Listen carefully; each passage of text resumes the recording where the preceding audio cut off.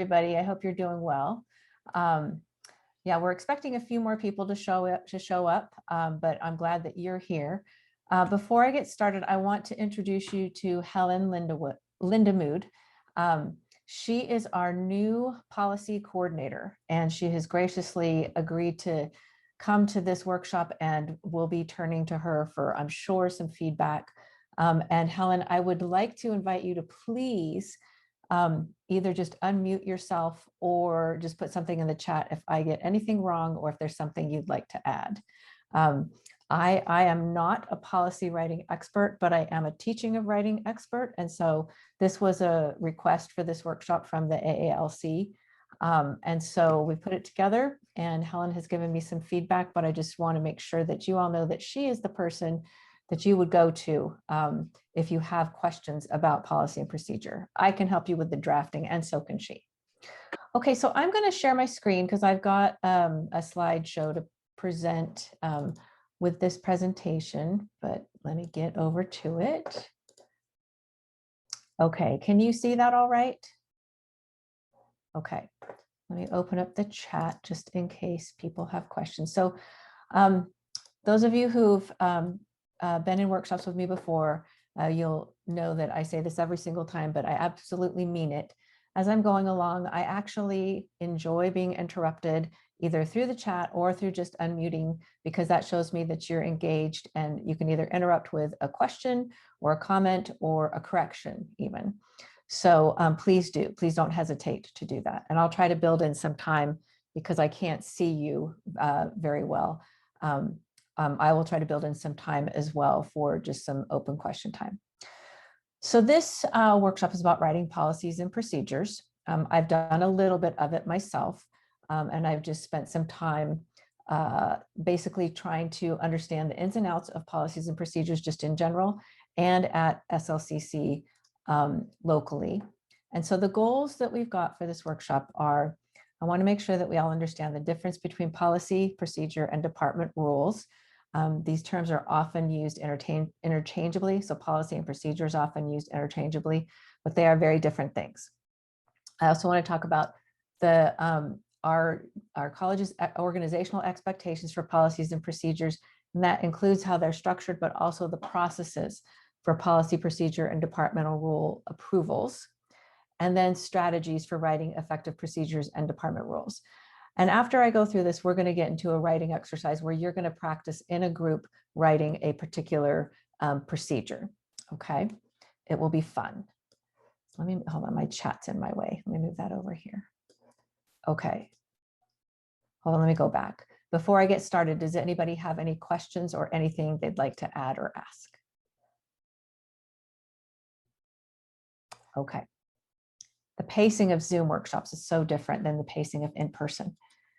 Okay, so what are policies and what are procedures? Okay, so a policy over here is what should be done. So the policies tend to be actually very brief. They tend to be 1 or 2 sentences long. Sometimes they can be longer, but they're really not very long because they're just a statement of what should be done in an institution. Policies and procedures guide the decision-making processes of an institution. They guide how people interact with each other. They guide how things get done. So this is the banking services policy. And essentially what this policy says is that the Salt Lake Community College will select banking service providers consistent with state statutes, administrative rules, and in the best interest of the college.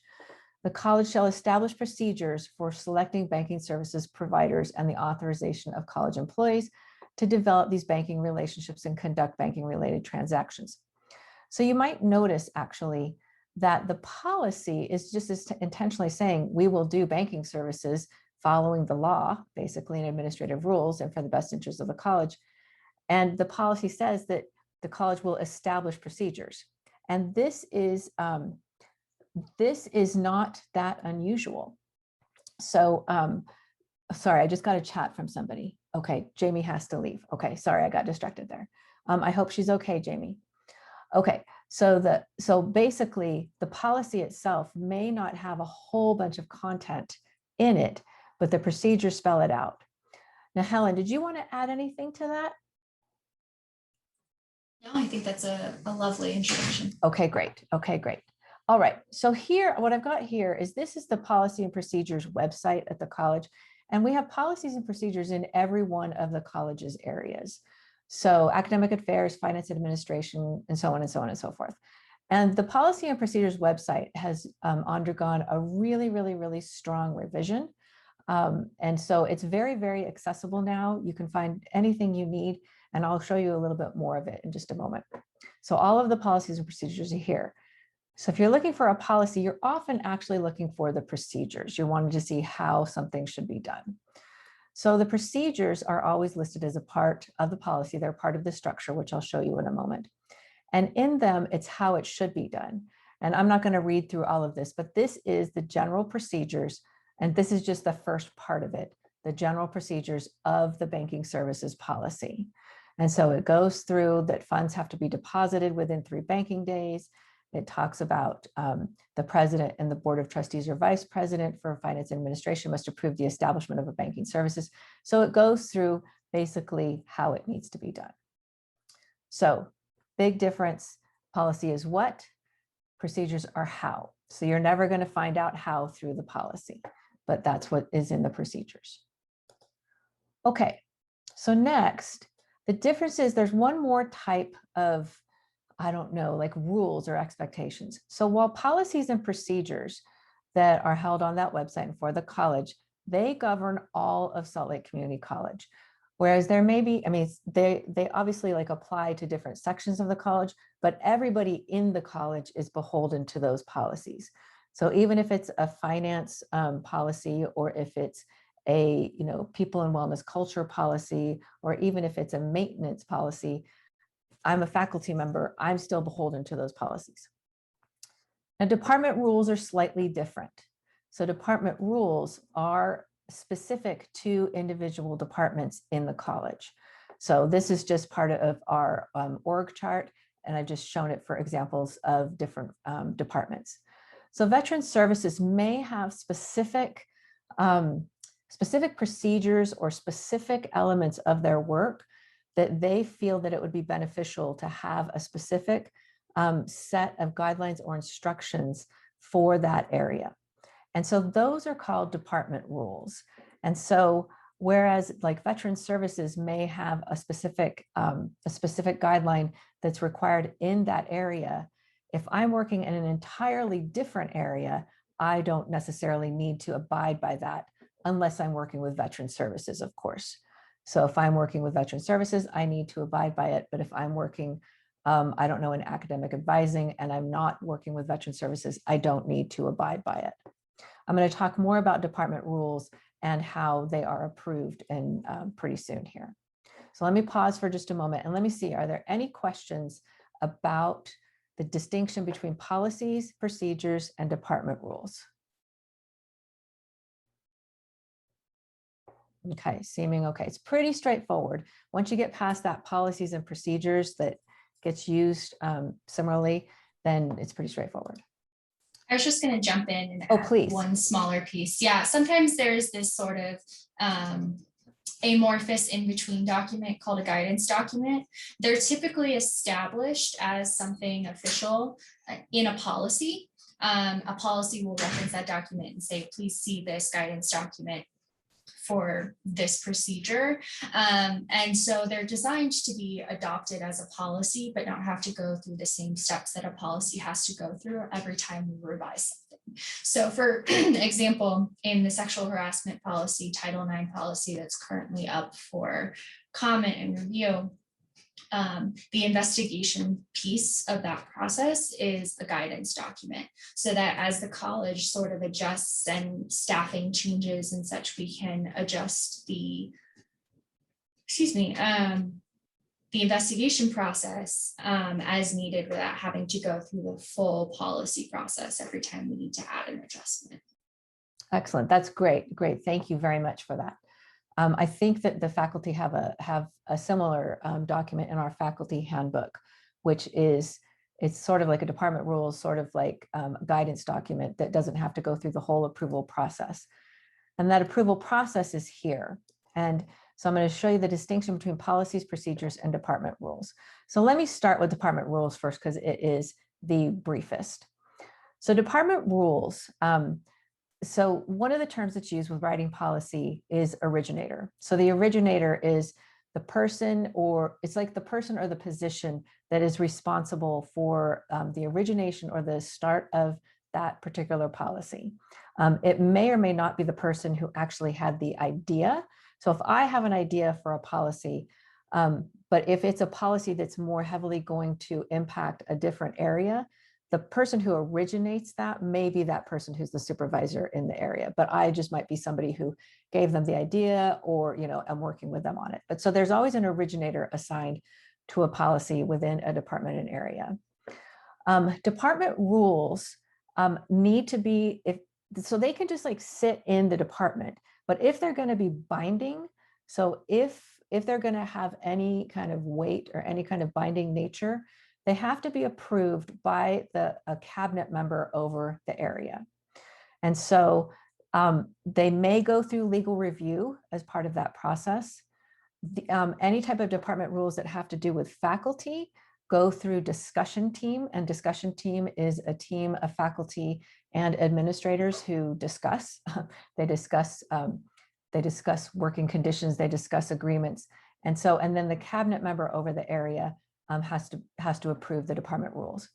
Department rules have to adhere to all procedures and all policies. So you can't make a department rule that violates SLCC policies or procedures or state law or anything like that. So department rules are just more of a narrowing function. They're just more of a narrowing function of descriptions of guidelines and processes of what we need to do. So both policies and procedures begin with an originator in a department area. And the first step, after kind of getting a sense of what it is that you want to do, what you want the policy to do, or if a policy, actually not if a policy needs revision, because that's the policy office's job, but if there's something new that comes up, your first step after sort of thinking it through so that you can articulate it is to contact the policy office. And so that's when you'd be contacting Helen. And Helen would talk you through, okay, here's how the process goes. And the process goes as follows. So you draft, and I'm going to show you an example of drafting in just a moment, until the originator in the department area and the policy office feels like, yeah, this is to a point that it should be seen by external bodies. And those external bodies are, first of all, legal review. So all policies have to go through a legal review so that we make sure that we're not violating any type of legal standings or statements or anything like that. And then every policy and procedure has to have a cabinet sponsor. And so that would be the sponsor that is over that particular area that the policy is sitting within. After the cabinet sponsor reviews it and says, yep, they're good with it, then the executive cabinet reviews both of these. And at the executive cabinet review, they look through it and they decide whether or not there needs to be changes with it. Then after that, it goes to 15-day review. And I could be wrong, but even though this looks like it's a very linear path, it's really not. Like the cabinet sponsor may have feedback on it, and then it may go back to the legal review, it may go back to the policy office, it may go back to the originator. So this area here is sort of all in kind of the drafting-y phase. But there's a bunch of draft, you'll see in a second how drafty this is. After the cabinet reviews it, hold on just 1 second. After the cabinet reviews it, then it goes out for 15-day review. Excuse me. And that is what you see come out from Mikkel Birch, our risk management director. And that's when everybody has 15 days to do basically public comment on a policy or a procedure. And that's going on right now with the sexual harassment and Title IX policies. And if you haven't given a look at them, you really should. I don't know how much you look at those 15-day reviews, but they are very informative, and it is your opportunity to give some feedback. Then we get that feedback. After we get the feedback, then it goes back to legal review, goes back through the cabinet sponsor review.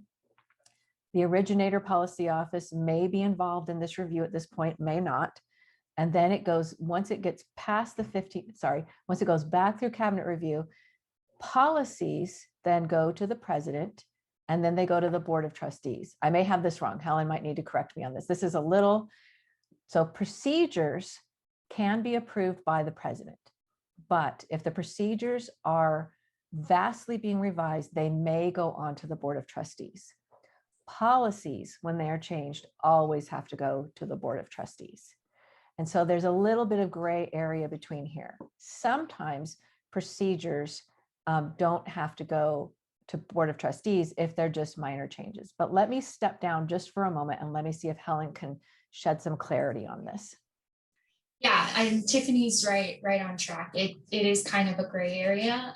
For example, the policies that we have up for comment right now are pretty structural overall changes as the Department of Education has changed their Title IX requirements, and the state of Utah has added a workplace bullying requirement that we need to add. So all of those policies are going to go up to the Board of Trustees before they're published. But there are other policies, we have a requirement in our policy creation policy that says every policy needs to be reviewed every 5 years. When we go to look at the sick leave policy, I don't anticipate a lot of things changing. We might tweak some language. That kind of change isn't going to go all the way up to the Board of Trustees. Yes. Yes. So hopefully that makes sense to everybody. Okay, so let me pause for a second. Let's see if there's any questions about this. It's sort of like making legislation. It's just, it can be sort of messy. I have a little question. Yes, Deanne. So what if I wanted to create, because now I'm the Professional Development Center manager with my regular job. So what if I wanted to just make a little department policy or policies and procedures? I mean, it's just for our department. It's not college-wide. I can just do it myself and post it, can't I? Right. Well, what you can do, so this is what I would recommend. So what you can do is you can create your policies for your area. I would share that with your supervisor. So share it with Anjali. And if Anjali thinks that it needs to have the sort of like the approval of your cabinet member, and your cabinet member is, who's your cabinet member? I don't know. I have no idea. Oh, who's the VP of? Jeff Aird? Oh, Jeff Aird. Yes, Jeff Aird. Yeah. So Anjali might decide that the department rules. So what you're doing is you're doing department rules. Excuse me. So if Anjali and you feel that the department rules are important enough that you kind of want them to be sort of official, then it would need to go up to Jeff Aird, and Jeff Aird would approve it, or not approve it, or he'd send it back and say, this needs to be changed. And maybe there'd need to be a legal review just to make sure that your department rules adhere to all of our policies and procedures and any type of legality. And so that's how you would do department rules. Whoops. Perfect, because I thought, the Professional Development Center is for all of the employees. So I thought, I don't know, I guess we'll just go as far up as Jeff and then go from there. Well, if we can end it there, that's fine. Yeah, I think you would be able to. Yeah, that would make sense. So yeah, and if you think of, because it's only applying to the workings of the Professional Development Center. And so that would make sense that it would be department rules. And one of the things that I've learned about policies and procedures and what to create and what not to create is there's sort of this balance. Like you want to create policy and procedure or department rules that will make transparent how decisions are made, that will make transparent the expectations of workplaces, the expectations of how employees interact with each other. But sometimes you can over-regulate. And so that's where I think the perspective of the cabinet members comes in handy, because they can see sort of a broader picture. And a lot of policy and procedure are written in response to problems. So like a problem will come up and we don't have a policy or procedure for it. And so something is written in response to it. And so it's kind of like a small dance of trying to make sure that the department rules, policies, and procedures are protective of the employees and also of the institution. And so that's why it's always good to bring in somebody else, Deanne, when you want to do some policies or some department rules for your specific area. perfect, because I'd rather make it so it's not a limiting. I want it to be encouraging for people to come in and use the PDC, Right. but, and no, you can't do this, you can't do that, you can't do this. I want it to be more positive and engaging, and let's see if we can do it. Well, we want to make it work for you, you know. Yes, exactly. Yeah. And I think that's the best way to approach policies is that, how, I mean, there is this strange tension between policies because policies are what sort of protect the institution as well as the employee. And so, like how some policies protect the institution occasionally, I'm going to say this, and it's probably not like the most fabulous thing to say, but sometimes policies protect the institution and not the employee. And that's something that we see sort of happening in a lot of the policy reviews that we're working on right now that are coming through the system. And so I think, Deanne, coming from your standpoint, that you want to make sure that this benefits the employees, that's a good place to start for writing department rules. Okay, any other questions or comments? And it looks like Helen is putting up the 3 policies that are out for review, out for 15-day review right now. Thank you, Helen. That's fantastic. These are really important policies. So please do take a look at them when you get a chance. They're open until, I believe, May 3rd. Is that right? May 3rd? Look at me. Look at my memory. Okay. All right. So let's move on. Am I moving on? Oh, did I move on too much? Nope. Okay. So this is the general structure, the written structure of our policies and procedures. And you can go to the policy and procedure homepage and you'll be able to see all this, but there's 4 sections to a policy and procedure. So first you have 5. So first you have the title of the policy, which is up here. Then you've got the policy itself, which is what we should do. This is our policy for jury duty. So college employees are entitled to a paid leave of absence when subpoenaed to serve on a jury or testify in court. Very brief, sweet, to the point, not complicated. References is section 2, and that is always links to relevant policies, laws, and standards outside of SLCC. So we don't have the practice of internally referencing other policies, but we do have a practice of referencing documents that are outside. This says reserved right now because these pages are still being developed, and there may be some references from Utah state law, or maybe it's federal law that we want to reference in there, but that's just what that reserved means right there.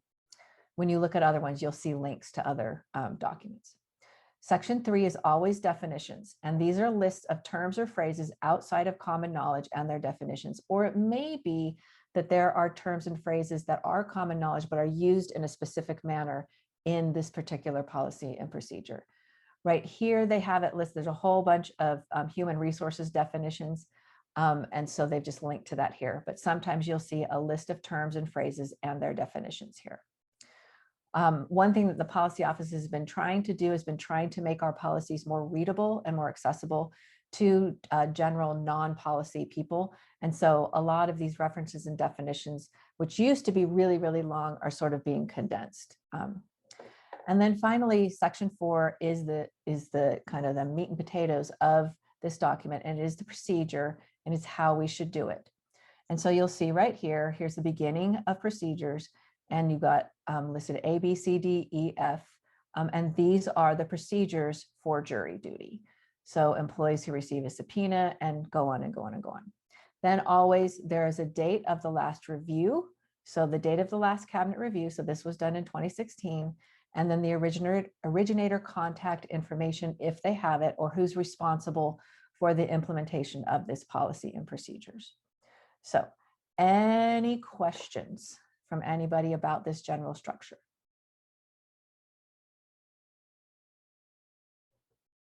Okay, so let's go on to the next one. Now what we're going to do is I'm going to show you. So remember I said I was going to talk to you about drafting. So writing policies and procedures is absolutely a team effort. A policy and procedure is never, ever, ever, ever, ever written by a single person. And that's terribly important because that policy and procedure or department rules are going to be applying to a whole bunch of different people, and we need to have a whole bunch of eyes on it. So here's the general process. So somebody determines a need. Okay, so this says drafting of revision right here. This, all of this right here, this whole list is considered drafting or revision of the policy. And this intentionally goes off the screen here, because with this, first there's a determination of a need, selecting the originator, setting priorities, researching what other policies and procedures are already in place, doing some drafting, then start sharing it with a team that might be impacted by it, communicating with the sponsor. You're also going to be talking with the policy coordinator in this process as well. And then you're drafting and revising and drafting and sharing and revising and drafting and sharing and drafting. There's a whole bunch of drafting and revising that goes on before it actually gets into the process that I showed you a couple of slides before. So all of this is drafting and revision. Then it goes to legal review and it's delivered to the policy sponsor, 15-day review. And this kind of goes through what I just showed you before. But this chart here is from this website. It's from our policies website, and it's the policy tracking link that you'll see when you pull it up. And this has all of the policies that are currently being worked on. And it shows what the policy is, what type of a policy it is, if it's new or being revised. Down here, you've got the sexual harassment one that's going out right now. That's new, and it's an emergency one because it's in response to external circumstances. Then you've got what state it's in. So this is being drafting. This screenshot was taken a few days ago. So like this sexual harassment one, I'm sure right now has been switched to 15-day review because that's the state that it's in. This is the date, I think, of the last review. I'm pretty sure, or I'm not exactly sure what this column is. I can't remember, and I lost the headings because I took the spreadsheet. I took the clip from here. This column is the cabinet level sponsor. So you'll notice these are all the VPs. So Jeff, Clifton, Tim, Jeff, Allison. And this column is the originator. Okay, so whoever originated the policy, whoever's responsible for it. So let me pause there for a moment and see if we have any questions. What is this column right here, Helen? This one right here? I think that's the date of when it entered that stage. Okay. Okay. Yeah. Sounds good. Okay. And this must be this date over here must be the date of origination, I would assume. And so, I mean, our whole policy process is getting so much more transparent thanks to Helen. And so, so there's so much, it's so much easier to understand what's going on. So let's see, anybody have any questions before we move on? So we're going to move on to writing strategies in just a second. I have another question. Okay. Yes, Deanne. Basically, maybe for Helen. So Helen, if I want to start a committee to create some policies or a policy and procedures document for the Professional Development Center, would I include you in meetings to create it, or we can get a step-by-step process like this and do it ourselves? Totally up to you. So I exist as a resource to facilitate this process. So there are some departments and there are some people that require a lot more hands-on help than that. And then for some people, I'm just making sure that it's going through every step of the review process. So depending on the experience and the comfort level of the people that you have on your committee, it's definitely up to you. I can sit in on your committee meetings, I can be an active member of that committee, or you can just take it to me once you have a draft and say, okay, I'm ready to go to the next step of this procedure. Sounds good. Thanks. Okay, Charlotte, you have a question or a comment? Yes, quick question. So I guess I need to figure out, because you mentioned that a policy in our department cannot go against a policy that the campus has. So it'd be a department rule in your A department. department rule cannot go against. So here's one that we're working on right now. And that is, well, we haven't really started a new policy, but it's because there's a form for full-time employees to check out when they leave, right? But on that form, it says that it's optional for part-time, but we would like to make that form mandatory for our part-time. Are you talking about like the separation form? Yes, the separation Yeah. form. Okay, gotcha. Okay. And so because our policy in our department would go against that being an optional thing for part-time. We ran into a little bit of a problem when the key office charged our department for keys that were not returned from a part-time staff member. And so we had to pay for those keys. So we were a little bit concerned because I thought that employees have to pay for the keys if they don't return the keys. But because they're not required to sign off on part-time employees. So now we're sitting at, well, do we need to make that a policy that, yeah, you have to do that here, but because the college's form says optional, are we going to be running into an issue? So I think I'll comment and then I'd like to ask Helen what she thinks as well. So since that's something that that could potentially affect a whole bunch of different part-time faculty, that might be something that you want to take through the policy and procedure process. And so it might originate within your area, but then you would want to work with Helen to take it up through an executive cabinet sponsor and see about making that a policy for the entire college. I think it would be difficult to just have that particular policy apply only to your area, or that particular department rule applied only to your area. But Helen, what do you think?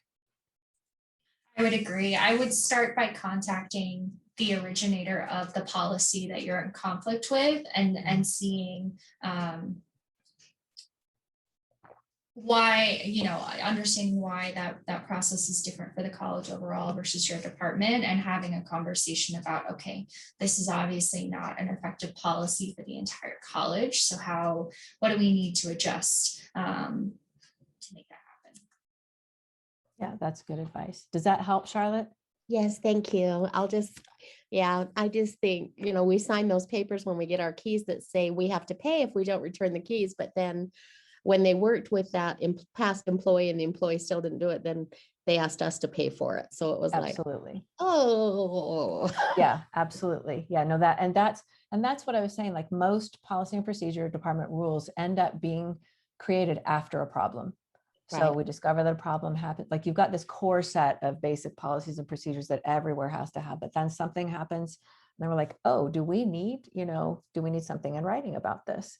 And so Mhm. that's pretty much par for the course, I think, which is why policy writing and procedure writing is so much fun, because you're always solving problems. So it's great. Thank you.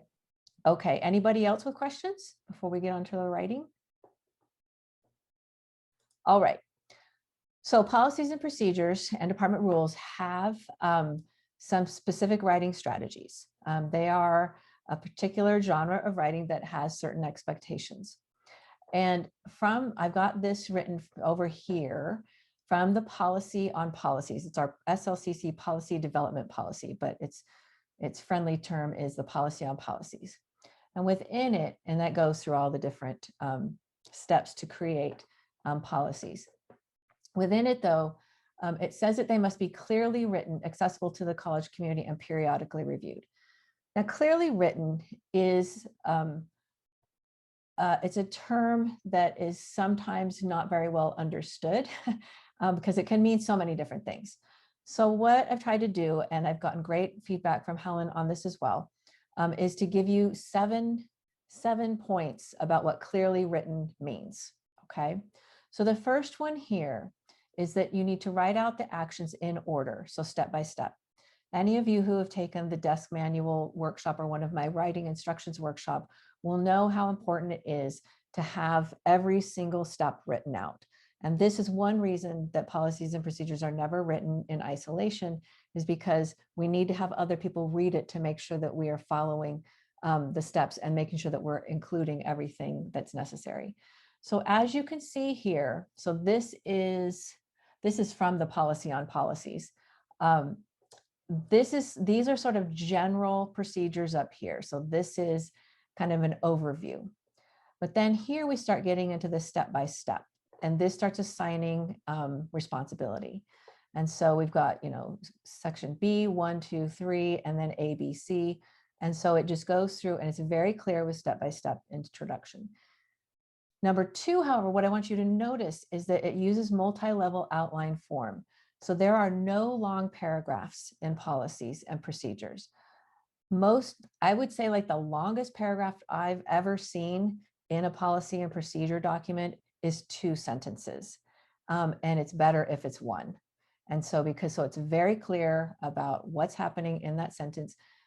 Policy writing is not narrative writing meaning like it's not telling a story with lots of, setting and, emotions and all that. It's like, this is what's happening. Here's who's responsible for it. And what that means is that you want to use active voice. And active voice is distinct from passive voice in that in an active voice, in an active voice, your subject is always very clear. So whoever is responsible for that particular element of the procedure is stated. And you can see that in these statements here. So you've got the policy office is, and then number 2, the policy office shall coordinate. And then during the development or revision of a policy, the policy office offers, ensures, and reviews. So that active voice has the subject present all the time with a very clear verb associated with it. And then what follows is the predicate. But these are the 2 most important things. You've got your subject and your verb. What you'll notice, let me go back to the jury duty. So this is all really great, and it's following that same process where you've got your active voice. Okay, so employees will present, supervisors will allow, jury duty covers, employees will record, but then right here we slip into passive voice. Any funds received for jury duty remain with the employee.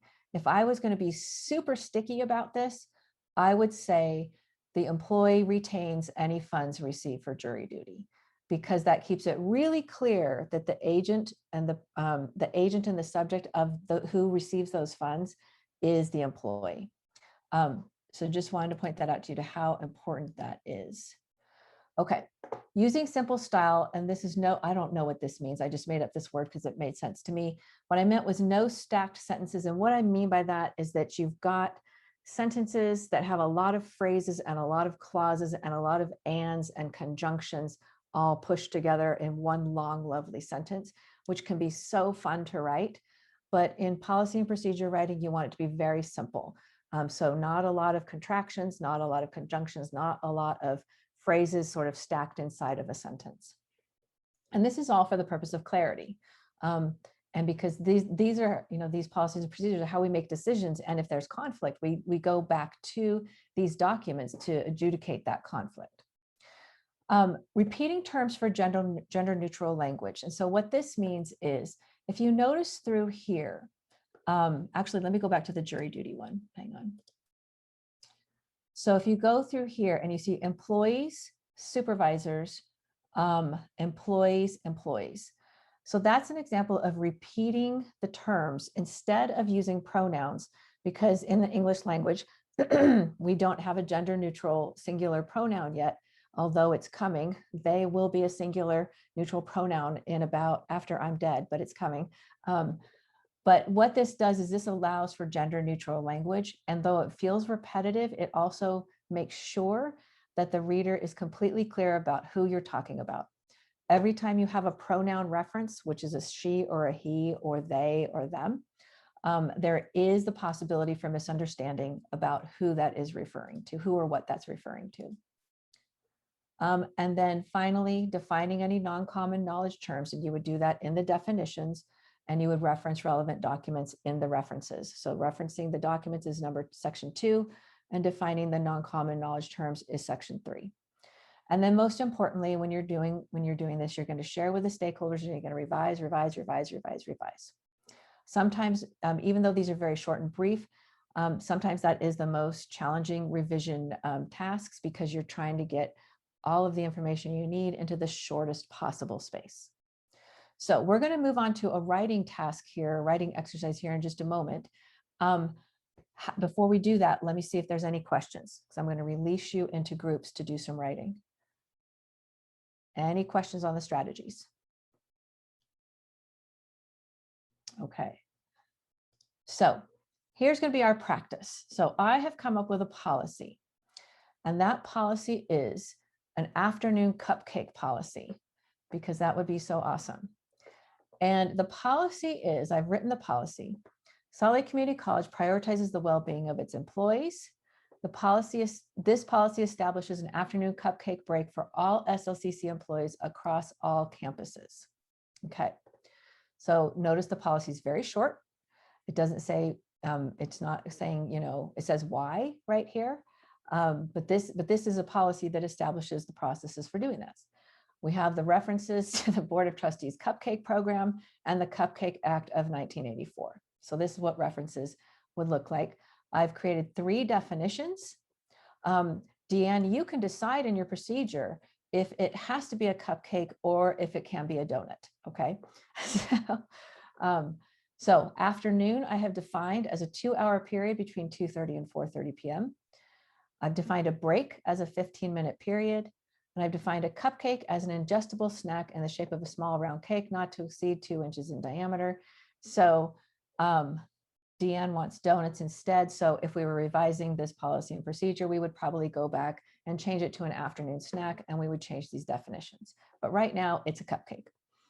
Okay, so what you're going to do is, I'm going to go to another slide here in just a moment, but what we're going to do is I'm going to put you into groups, and I think we have enough people to do it in groups of 3.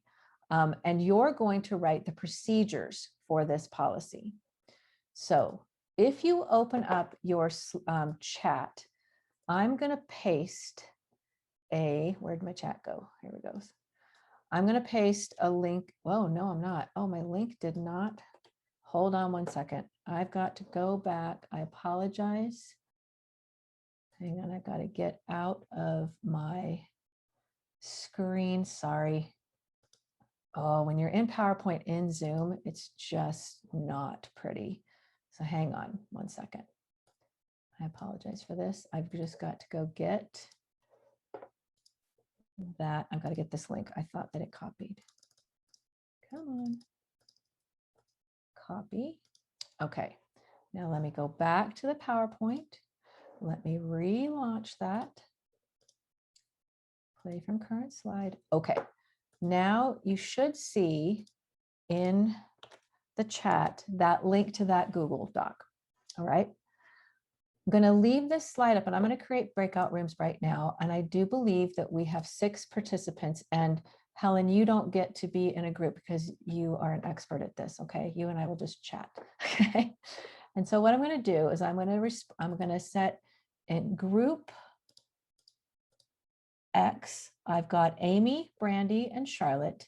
And in group Z, I've got Deanne, Kristen, and Mary. So when I open the rooms, I would like you to join the room.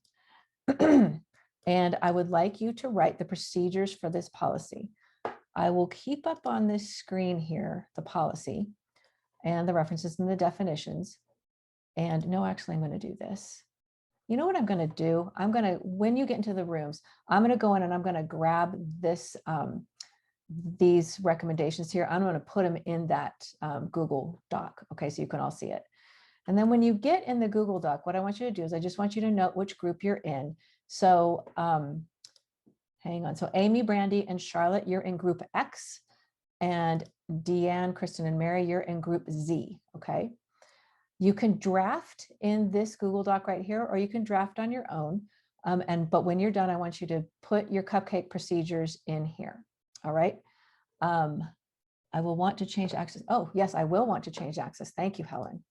Hang on, let me do that real quick. I thought I had done that, but you're right. Let me change this so anyone can edit it. Thank you. Okay, so now you should all be able to get into it. Okay. All right.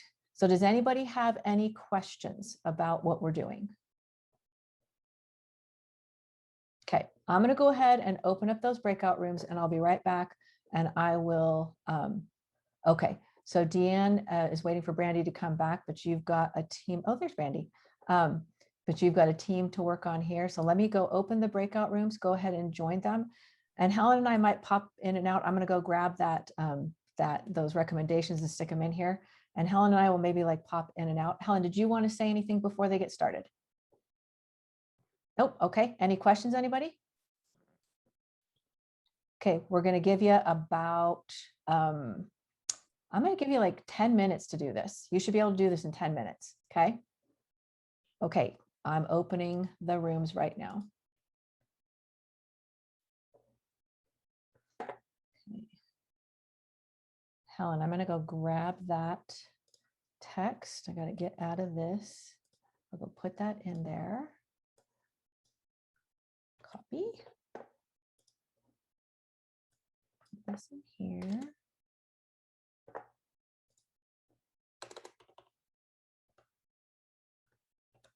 Oh my gosh, my copy is not working. Clearly. Copy. There we go. Okay. Okay. How are you? I'm good. So when did you start? I started just a month ago. So the policy coordinator also does the managing of required training stuff. So mostly I've been dealing with that April 1st deadline and trying to wrap my head around. Oh, that. wow. So I didn't realize you were responsible for that too. So are you just having to like make sure that everybody has done it, or are you just like tracking Yeah, it? it's a lot of like, we give the final list to HR about who's done it and who's not done it by the deadline and who did it very close to the deadline, and they get to figure that out. But there's Okay. always technical issues because there's 7 different systems. I exaggerate, but Oh no, there's so many yeah, different systems. it's getting it to speak to Banner, and then there's Everfi, and then like faculty has both a Bruin mail and an SLCC email. Mhm. And so it's making sure people have access to the right email so that they can log into Everfi. So it's mostly just technical issues and Okay. and answering phone calls, confirming, yes, like you are done. It's just not updating in Banner. Like I've taken a screenshot in Everfi, like, Okay. but That's that's a been lot of most of people. it. Yeah. And of course, everyone's stressed about it because it's tied to raises, which I would be stressed about it Right. too. But Exactly. Exactly. Yeah. Well, Yeah. good. That's that. I mean, I'm sure that you're getting to know the names of like absolutely everybody though. lots of just random people I never thought I would interact with on campus. But yeah, other than that, it's been a lot of, because the faculty council does not appreciate it when we send out policies for review while the main semesters are not in session. There's kind of this like last minute push of like, Yep. get everything through cabinet like this week. Yep. Yep. Absolutely. Yep. Yeah, the policies we have for comment are not as polished as I normally would want them before they go for public review. But Okay. But at least they are getting out there. No, yeah, because but it's a they're getting big, out. yeah, we've had a few, experiences in the past where they put out something really important in July. And Ugh. it's like, and there might be, about a third of the faculty are on contract, but still, like, would you do that, with staff? I mean, would you be like, oh, okay, 2/3 of our staff are not on contract right now. Let's put out a policy. Yeah, like you would put out a policy on December 26th. Like, no. Right, exactly. Yeah. Yeah. So, yeah. So where Yeah. did you come from? Where did you come from before you were here? So I was in law school. Okay. I got through my second year of law school. We had some artistic differences. Yeah. So it's just hard because I didn't go to law school to be an attorney. I went to law school because I wanted to do policy and government. Okay. Yeah. And I did my undergrad in writing. Oh, cool. Yeah. So one of these days I'll go back and finish just so I can, So you have teach an that back. adjunct con law class and Sure. Yeah. destroy everyone's hope in the US Constitution. But I tell you. con law was depressing. I Like I bet was it doing was. fine. I was doing fine. And like the timing of my con law classes, like the week that we covered impeachment was the week of the Senate trial. And then the Oh. week that we started getting into the First Amendment was the week that Trump Mhm. tried to sue Twitter. Hey, Jason, I'm going to move you to a group, okay? Oh, wait, hold on one second. Hey, Jason, I'm going to move you to a group, okay? They're working on stuff, so I'm going to move you to group X. Oh, Jason's still connecting to audio. Is he connected? Hi, Jason. I just assigned you to a group, so go ahead and join that group.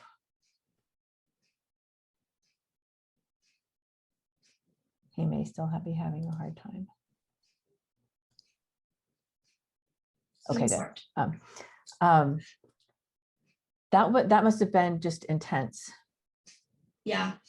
Yeah. And then, we were in the middle of Con Law 2 last June. I did like an intensive class last May. So it was all of Con Law 2, which is like 14th Amendment, First Amendment, all of that. And that was like during George Floyd and during the pandemic restrictions. And it was just like, it was a lot. And you see the reality of the Constitution and and how people ascribe so many meanings to it that are either there or they're not there, that, Yeah, there's a really cool documentary on Netflix that just came out called Amend. Yes. That's on the 14th Amendment. And yes, I saw that. It really for me, like, because I feel like there's, especially in law school, there's so many people who love the Constitution and they're just as bleeding heart liberal as I am, but they're just like First Amendment is like their breakfast Wheaties. And I just like couldn't get into it. I was like, gender is intermediate scrutiny. Like, this is a document that like facilitates like the racism and the sexism that we have. It's not inherently good. Might have been a great idea at the time, but watching Amend was very much like, okay, you could see like what the potential was and what the like intended impact like could have been. Exactly. Yeah, no, I agree. Yeah, that was really good. It was really, really, really good. Yeah. Well, yeah, because it's interesting because I was always told I should have been a lawyer, but I still like I can't imagine going through all that, and I just think it would make me so angry all the time. But I tell it, like, writing policy and doing policy is so much fun. Oh my gosh. It's much more of like the game that you play in law school too, of this like what if game of like, okay, like do we want to have a protective document? Do we want to have like a very hands-off document? Like the Constitution, our Constitution is a negative constitution in that it protects us from things. It does not give us things. And so you want to have a negative or a positive policy sort of thing. Yes. And that's a lot more of what you do in law school than actually practicing law. Yeah. I mean, it's all like writing and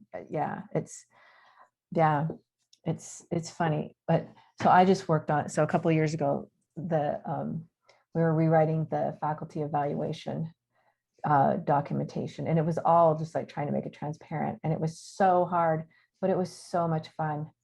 And taking 40 pages and making it 30 pages, and it was just a delight.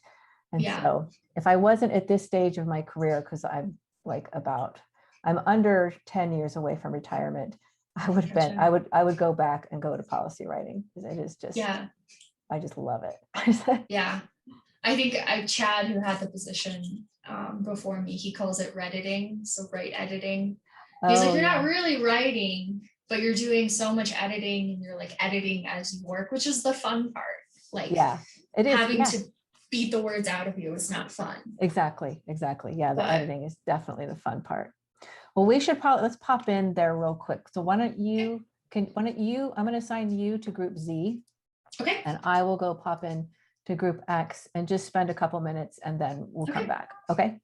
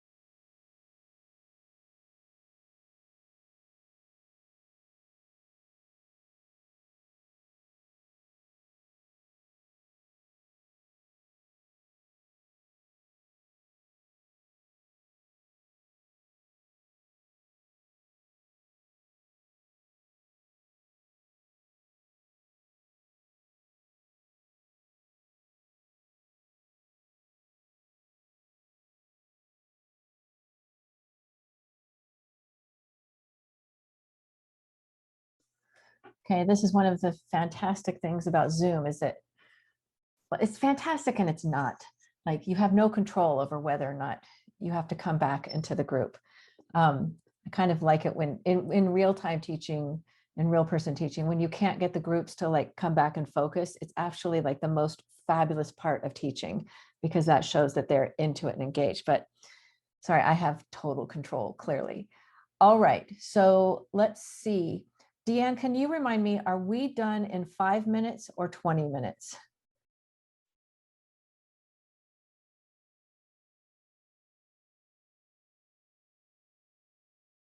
You're muted. We are done in 5, but we can keep going if people want to hang out just Okay, for a well, few more. I will attempt to. So I apologize that this workshop has taken a lot, like we did a lot of front loading of all of the information and content, but it's like all of that you need to understand in order to do this writing. So it's an unusual workshop and that we haven't spent a whole lot of time doing the writing. But I'm curious if Brandy, would you be able to, oh, are you putting that in there right now, Brandy? Okay, cool. Okay, so let's just look at group 2. All right, so I'm just going to read through it. I'm hoping you can all see the screen. So group 2, I don't know where you got group 2 from because I called you group Y, but anyway. My bad, my bad. It's okay. Yes, group X and group 2. I don't know what, did you just felt like you were number 2, right, Deanne? Okay. So, okay. Okay, so each department's administrative assistant must review the cupcake purchase to ensure that it fulfills the parameters of institutional regulations.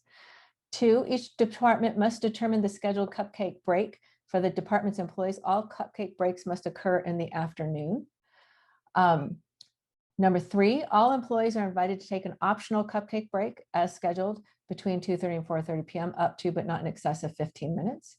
Number 4, administrative assistants must inform all employees of skipping of the afternoon break for holidays or other office conflicts. Okay, very cool. I have a couple of comments on it. I'm going to read this first. Okay, cupcake quality, stacked frosting, love it. Okay, all right, funding. The department will contact Tahir to see if the type of cupcake is available and then give the first right of refusal. 2, the department will work with purchasing to place an order for the cupcakes.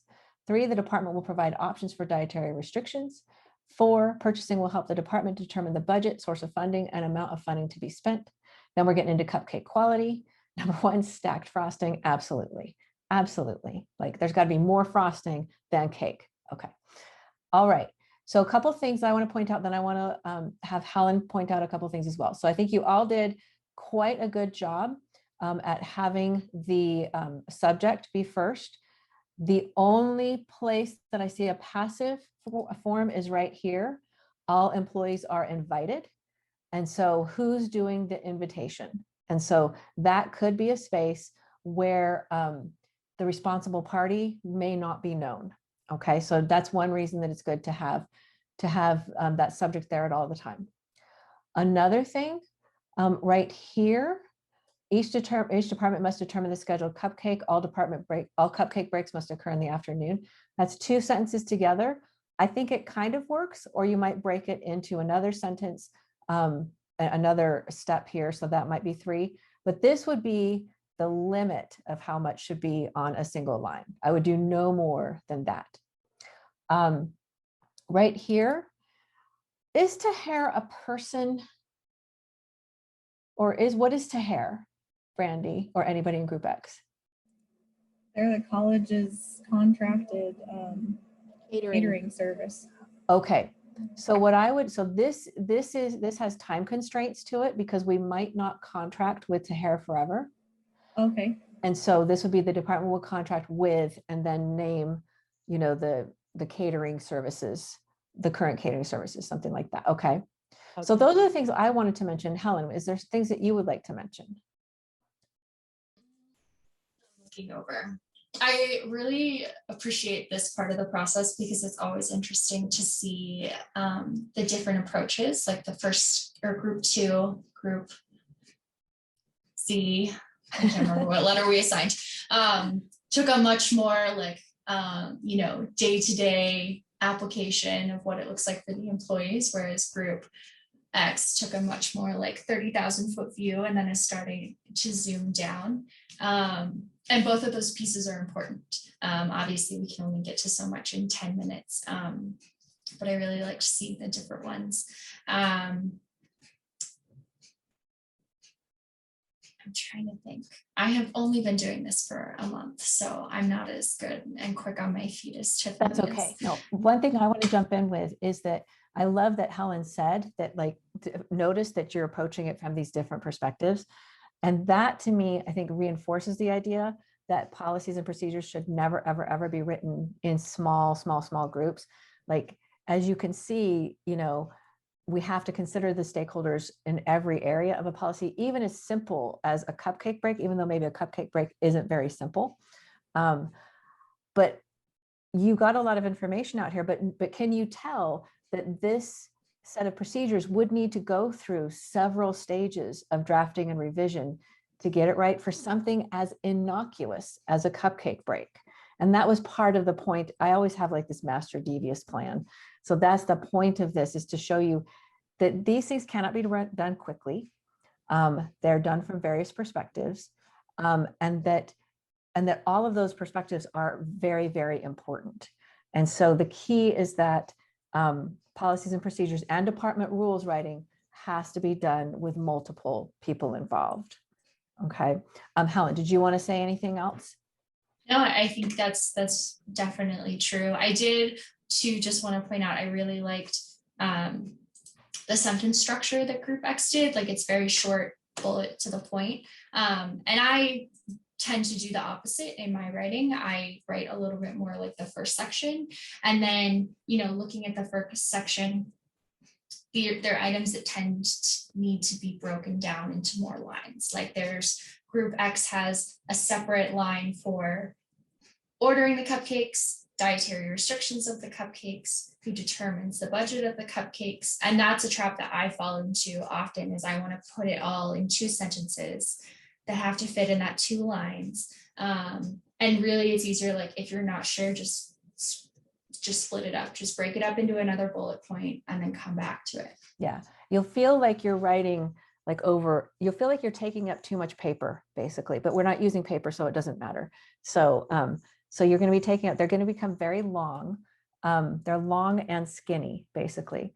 The last thing I want to point out is that policies and procedures should not be redundant. So you shouldn't have to say the same thing multiple times. They're redundant in the naming. So they're redundant in this, the department will, but that's to assign agency and responsibility. But like, if you see this one right here, that they're scheduled between 2:30 and 4:30 p.m., that's in your definitions. So what you would do in that one is you would say, so you've got this term afternoon, an afternoon break. It could be like, all employees are invited for the optional afternoon cupcake break. And you've got the term afternoon that's been defined, and you've got the term break that has been defined. So you don't need to redefine it here. Does that make sense? And that's one thing that you do as you go through and revise and revise and revise. Remember that slide I showed you that it went off the page, drafting, revising, drafting, revising. Okay. So let me stop there, because I really don't want to keep you over too long. Let me go to here. As you all know, this is, oh wait, no, sorry. Here's resources for the policy, procedures, and department rules. So your supervisors should be a resource. If they don't know this stuff, tell them to watch this recording, or tell them that we will do this again. Okay. And we'll, so, because I think this is a good one. This is a fun one. I like this one, Deanne. Your executive cabinet sponsor is a resource, because they work in policy and procedure and department rules all the times. Obviously, Helen is a resource. Mikkel Birch, Director of Risk Management, is a resource. Chris Lacombe, General Counsel, is a resource, and I am a resource as well. And then this right here is the website for our policies page. Super easy though, just go to SLCC and then go into the search and just do policies and it'll pull it up. Okay, and it's a fantastic, fantastic page. As you know, this is my contact information if you want any other resources with your writing in your department or personally for your work. But before we log off, let me just see if anybody has any final questions or any comments or anything else before we sign off? I think my only question would be is if we are working on a specific project, if you would be available to look at it through a different lens. I have this really big project I'm working on for we have an education scholarship program Mhm. In our department, and how the scholars, like how they determine who the scholarship's awarded to and under what circumstances, and then how, like, if a student's put on probation, like all of that very complicated stuff Yeah. has to be put in writing, and it hasn't been in writing, Yes. and so it needs to be in writing so that whoever oversees that program can continue with its integrity and purpose and Yes. meaning behind it. So Absolutely. anyways, Yes. I'm a bit overwhelmed, Absolutely. but I'm thankful for this training, that's for sure. No, absolutely. Yeah. So part of my role is to do like individual or, team-based writing consulting. So I can help with that. And if it looks like it's something that should go on to, a policy or, department rule, that type of thing, then we'd probably invoke Helen and get her involved in the process as well. Because there may be implications in that might affect other scholarships as well. So so I think, but that's so important. You're absolutely right. I mean, and the transparency of how scholarships are granted really, really needs to be in writing. Absolutely. Anybody else? Any questions or thoughts or comments? I was only here for like 10 or 15 minutes, but I think the class was amazing. It was Jason, you are just the amazingly sweetest. helpful. Jason, you're the greatest. It's great to see you, even if it's just for 10 minutes. No, it's very helpful because, and Brandy, I know that you're overwhelmed, but you are incredible at being able to take a lot of information and condense it down to a very concise sentence. I wish I had that talent. Thank you. I do not. Thank you. Okay, anybody else? She is. I have something. Do you recommend that we find other similar policies and procedures, like from other universities or within the college? Like, I'm thinking with Brandy, there's got to be other policies on scholarships and things that she can use as kind of a template. And we do, so it's kind of interesting because we do follow the current like awarding policies, whereas like the students have to apply to award spring, it has to be reviewed by so many faculty, like we follow all of that process, but getting that process in writing to someone who's not aware of it, so you're kind of like, you're referring out to a different policy, right? Yes. And then like, for us, what puts a student on probation might be different from a different scholarship. So different scholarships have different probation requirements of, if you want to stay in the scholarship, you have to meet XYZ. And if you don't meet XYZ, here's the consequences. And so those kinds of things can vary from scholarship to scholarship. Yeah. So yeah, absolutely. Yeah. So number 4 or anywhere in here is research. So don't ever start from scratch. So you can, you can look at other places and look at what we have as well. Oh my goodness, look at Helen's whiteboard. That's so fantastic. Holy cow. Look at that, 2021 policies and review. That's God. every policy that has to be looked at this year. So, Isn't that cool? You Since need I a started. digital board. You need a rolling digital board. I have an Excel sheet, but like I need like the visual reminder when I walk into my office in the morning of like, what am I doing with my life? Right. Okay. This is what we're doing. That's so great. I love that. Yeah. Deanna, I appreciate your comment because there may be other scholarships on campus that have specifics that have been in place for a long period of time.